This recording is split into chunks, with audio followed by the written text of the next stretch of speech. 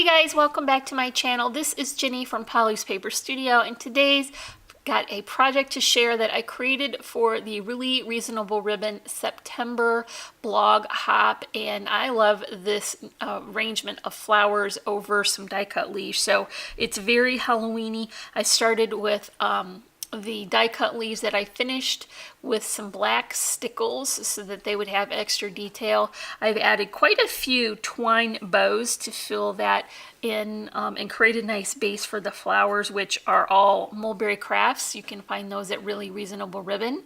And then I've worked in a couple of the silver star chipboard elements and a little clip that coordinates with the butterfly. Here are the ribbons from the September Ribbon Club collection. That is a great Halloween assortment of colors and patterns. I've topped this double layer bow with another bow created with ivory burlap string and a vintage button. And then I finished it off with a couple of sweet little Halloween inspired charms. So I will leave links in the description below for that Ribbon Club assortment. You definitely want to check that out. I think it will be great for all your holiday projects. If you enjoyed this video, give me a thumbs up, leave me a comment, and if you're not already, I would love for you to subscribe.